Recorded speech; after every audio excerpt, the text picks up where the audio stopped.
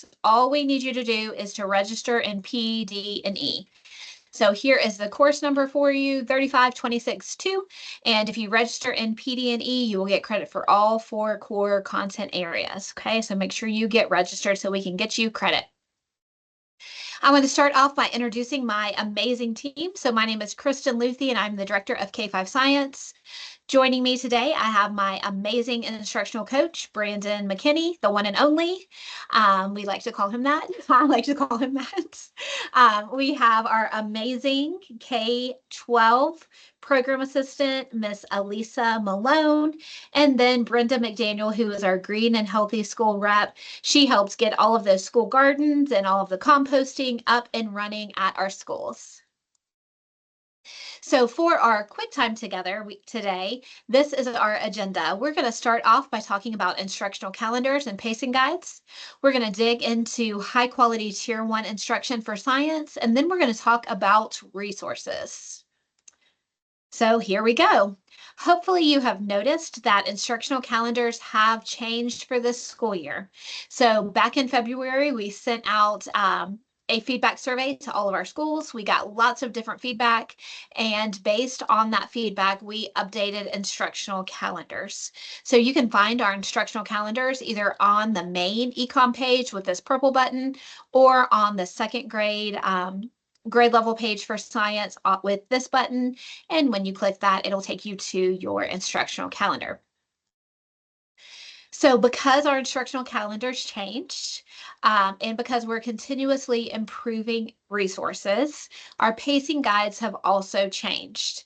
And so because Brandon and I are a small but mighty 2-person instructional team, we rely on teacher leaders and curators throughout the district. So we pull a team of curators together over the summer, and they give us feedback, and we create new resources and pacing based on that, as well as data that we've collected throughout the school year.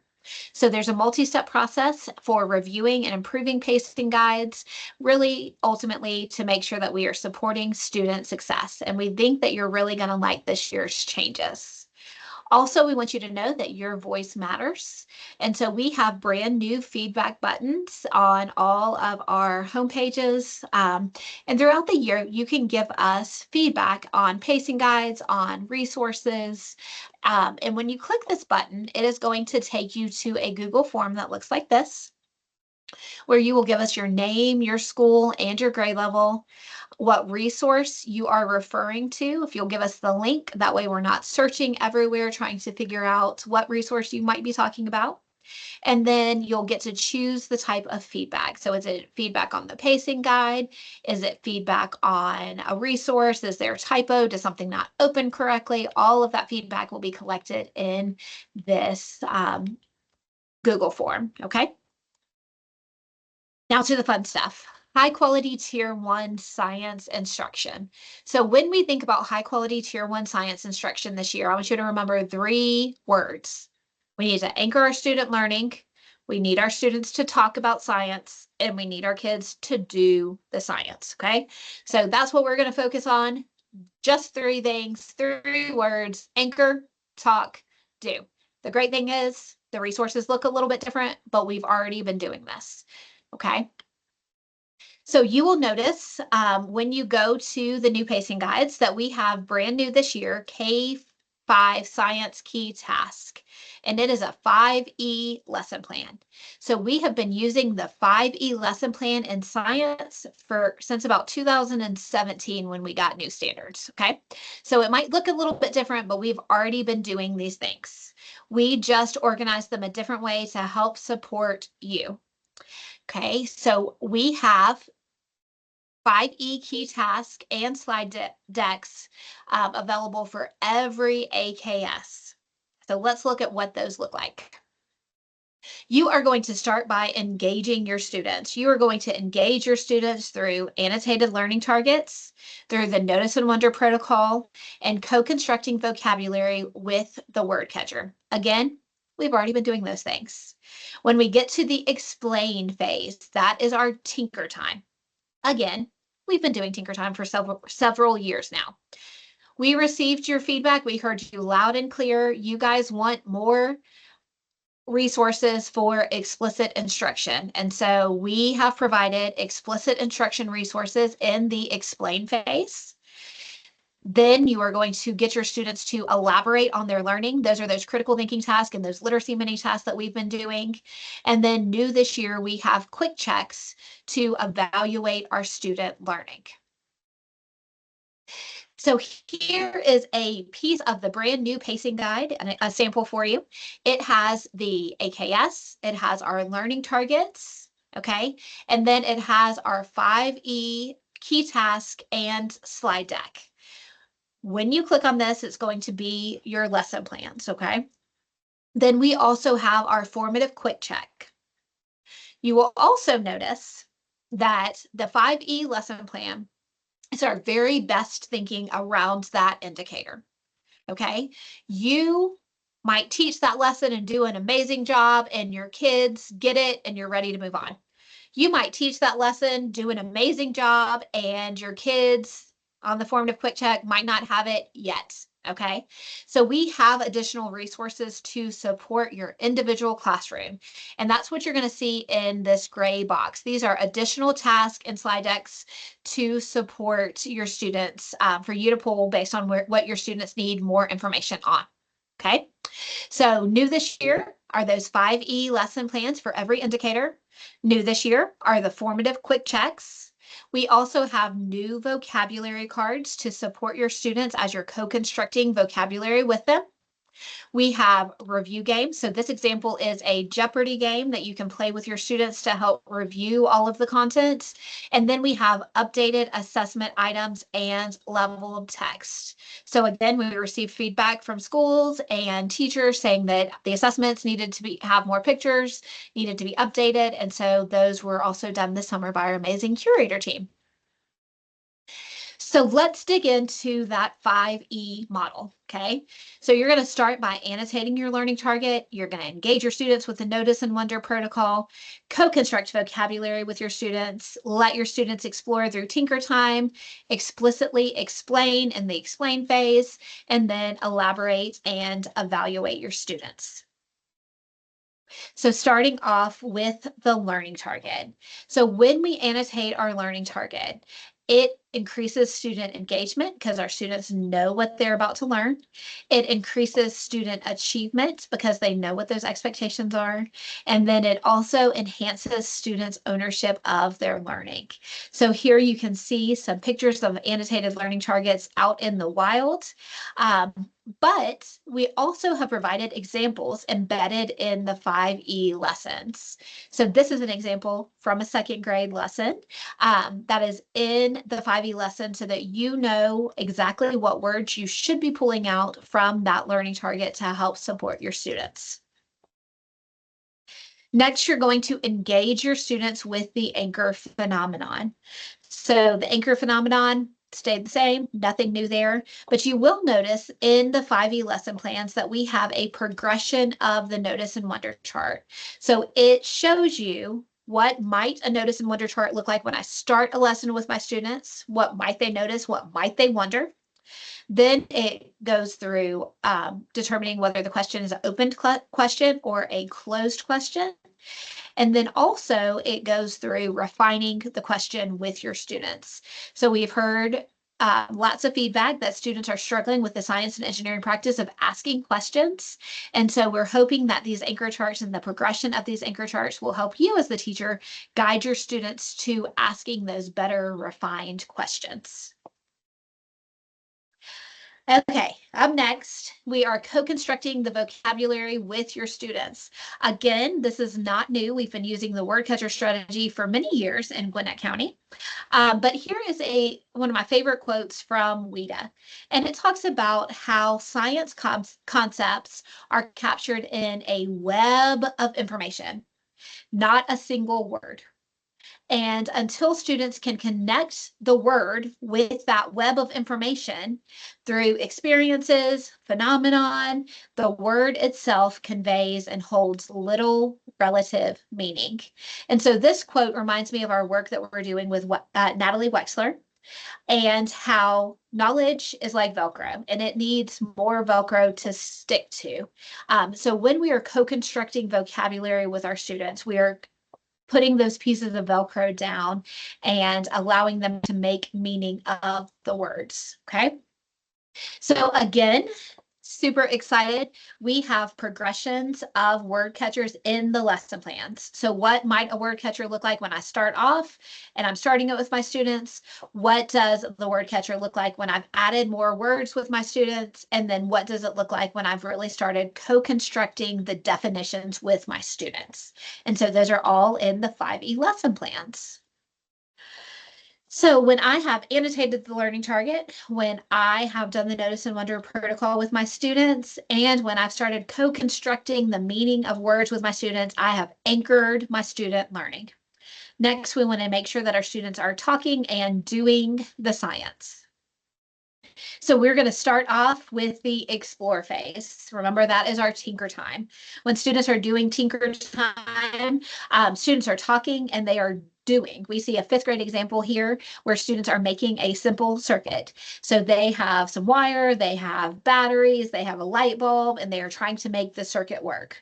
Then the teacher can go back and explicitly explain to attach to that Velcro. Okay, so during the explore phase, that is, again, our tinker time. Students are going to talk, have those collaborative conversations about the science, and then they're going to engage in scientific task. Okay, now I have started receiving emails and questions. Kristen, can we put the explain phase before the explore phase? And the answer is no, you should not do that. We want students to have the opportunity to explore before the teacher explains. Again, having those experiences to connect those words to, okay? So we want to make sure that we are using the 5E model in this order. And when we do, we have that systematic, sequential, and cumulative learning experiences for our students, which we know are part of the high quality Tier 1 instruction that we provide here in Gwinnett County Public Schools. Next up is the explain phase. So this is new-ish this year. We've had some teaching points, but we really made sure that we have explicit instruction for you. So in the lesson plans, we have teaching points. So it'll say on slide 15, say this, on slide 16, say this, on slide 17, say this. And then we have the slide deck that goes along with it. So here you see a 3rd grade example with soil, and the explain phase is really that explicit instruction for our students. Okay. So we've engaged our students, they've explored through tinker time, we've given the explicit instruction through the explain phase. Then we are going to elaborate. So elaborate, again, is not new. It is those critical thinking tasks, those literacy mini tasks that we've been doing for a long time now. And often this is through the lens of the science and engineering practices, where students are developing models, they're planning and carrying out investigations, they're engaging in arguments from evidence. So they're really doing the science, okay? And then last but not least, we are going to evaluate our students through the formative quick checks. And so these are new this year. They are about 6 questions depending, and it's a great way to assess your students on what you have explicitly taught them, okay? So we are going to engage, explore, explain, elaborate, and evaluate with this quick check. And then if your students don't have it yet, you have those additional resources to support their learning.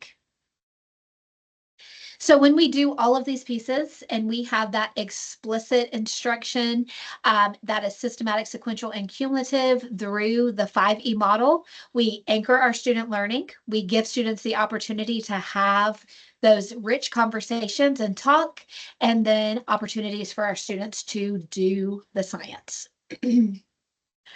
We are also super excited. If you have been in our slide decks, you may have noticed the QSSA strategy is in all of our slide decks. So what is QSSA? It is an enhanced turn and talk that supports all students, but specifically our ML students. And so this is an ML strategy that, again, is in all of our lesson plans where students are engaging in collaborative conversation. Okay. So you're going to start off with a question. So you're going to ask students a question. Then you're going to have them have that independent thinking time and give a signal. So you're going to ask the question and say, give me a thumbs up when you have your answer, or put your hands on your head when you have your answer. Then you are going to provide your students with sentence stems. They're already in the slide deck for you. Then you're going to let students turn and talk using the sentence stems that are already in the slide decks. Then you are going to assess your student learning. The A is for assess, and you can do that by having a whole group class discussion or by having students write in their science journals, write in on a sticky note, but we want some way to assess our student learning. So let's chat about instructional resources.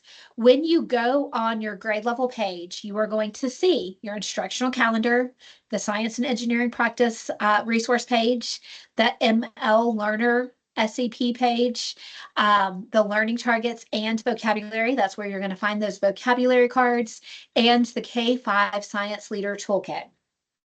When you click on the specific units, that is where you're going to find, again, your instructional calendar.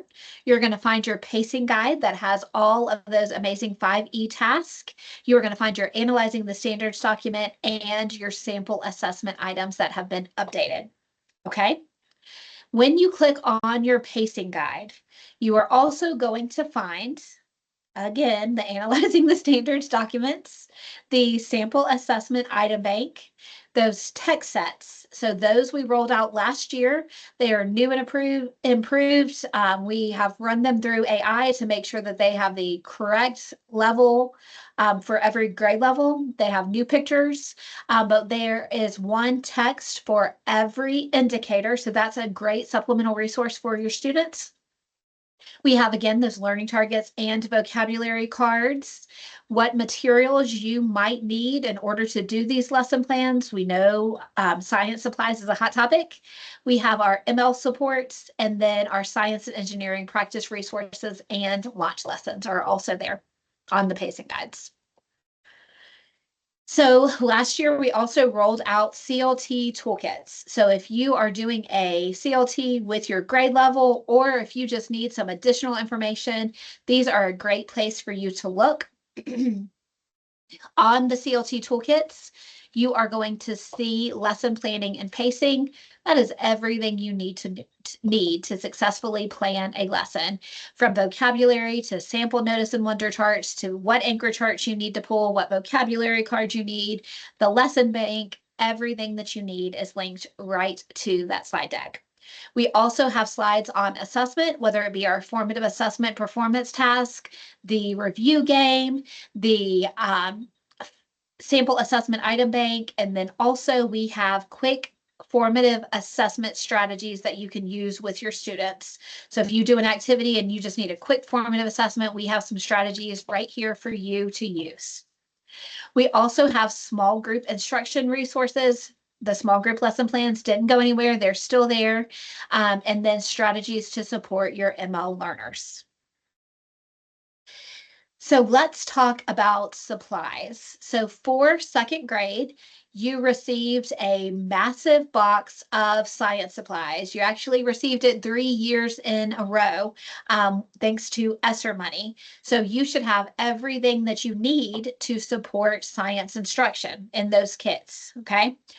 But because we know things run out and you are using up the materials, we've also downloaded money to your schools to support science materials. We never want science materials, the lack of science materials, to come in between the students and the high quality science instruction that we want for Gwinnett County Public Schools, okay?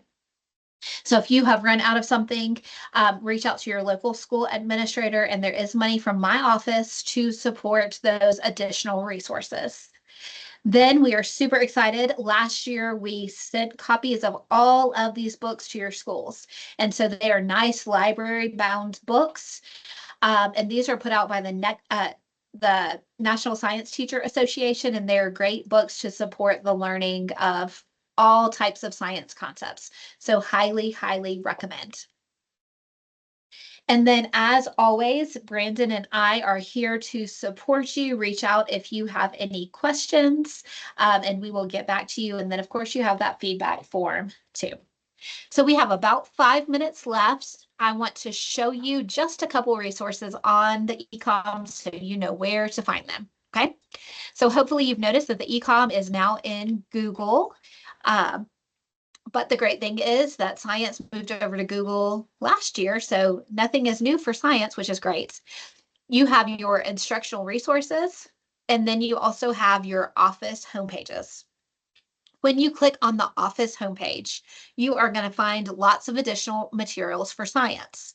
So first, the contact information for Brandon and myself. You are going to see the professional development opportunities. If you miss a professional development, but you still want the resources, you can click this button and it will take you to the slide deck. So this was our Science Institute. So it has all of the slide decks there for you. We also have a YouTube channel that Brandon and I are working on getting up and running. So like and subscribe. We are putting videos there. I think we're up to 3 or 4 now with different science topics. So quick PD for you. Here is our feedback button. So if you have any feedback, you may put it there. And then lots of additional resources for you. Science and engineering practices. We have digital copies of those Next Time You See books that are in your schools and a few additional copies. Multilingual learner resources, science fair resources, English and Spanish vocabulary cards. And this is a little bit of a new resource, but classroom pictures. If you're like, man, I really want to know what these word catchers look like in other classrooms, you can click on this slide deck and it will show you pictures that I've caught out in the wild of different science strategies. So these are all Gwinnett County teachers doing amazing science work. What do their anchor charts look like? What does it look like when kids are collaborating? What does their small group instruction look like? All of those pictures are there. And if you have some amazing pictures, send them to me and Brandon, and you can be famous, and we'll add you to the slide deck too. Then I want to show you the instructional resources for 2nd grade. I'm going to click on science. Again, this is not new to us. We moved over to Google last year. So you have your grade level instructional resources, those amazing CLT toolkits I talked about. You can see this amazing 2nd grade team who worked so hard on lessons this year, and then professional learning opportunities. When I click on the units, and I click on the pacing guide, that is where I'm going to find all of my lesson plans. So starting with unit 0, which is how do I set up my classroom for science success? How do I get my kids to start understanding those science and engineering practices? So we recommend you start with this unit 0. We have our Matter AKS, Analyzing the Standards Assessment Item Bank, text sets, so a leveled text for each of the indicators for you to support your students with.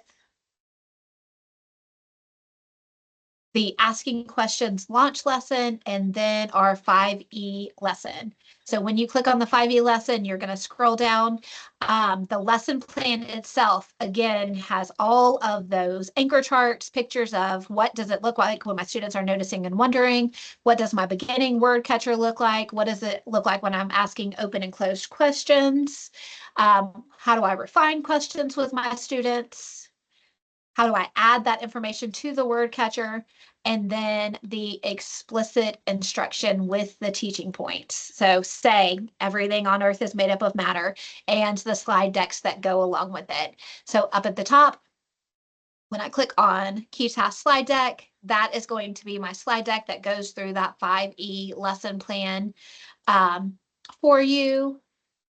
Notes the explain phase, which is that explicit instruction. And then all the way to or evaluate with the quick check. Okay. So everything you need is on that lesson plan. I hope you have a wonderful start to the school year. Feel free to reach out to Brandon or myself if you have any questions. And we hope to see you soon at your schools or at Science PD. Thanks, y'all.